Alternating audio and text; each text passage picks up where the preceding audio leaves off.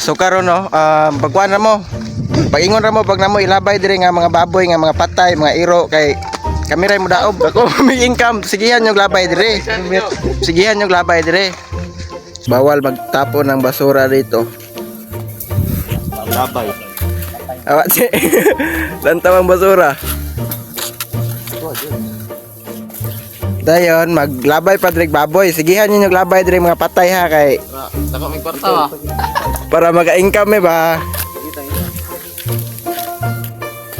Napadre oh. Luto na. Sigihan niyo glabay dire kay para maka-income. Kita na mo ana oh, kita na mo ana oh, kita mo ana, kita. Ba basura pa isa oh.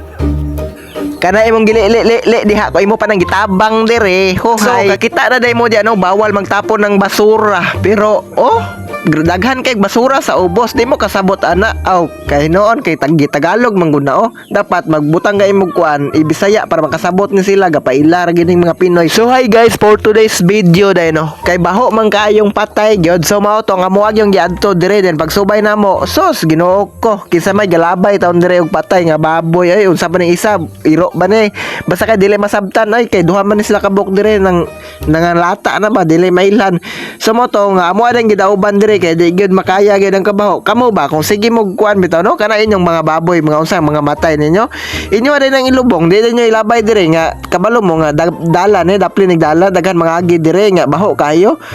So sige lang ninyo glabay pod kay bulan man may anay magdaob sige lang ilabay lang ninyo dias daplin sunod magatang na mi dire nga magpahibalo pod mo nga maglabay mo kay magatang man may kay parang income na pod ana man na so ayaw rin nyo gilubong ay lubong ay ilabay nyo diri balik rin gyapon mo diri ilabay rin gyapon ninyo kay nana mi diri magatang na may kay apike kay wala kay may kwarta so mo nang sigihan nyo labay diri kay maka-income pod may ginagmay pod nang sa ana man na so diri guys no naluto na diri mo nang pag-andam na mo gihong diha kay mamahaw na ta perting lamia kay ni diri oh samot na ni siya oh sus ngano wa man kay ni apil diya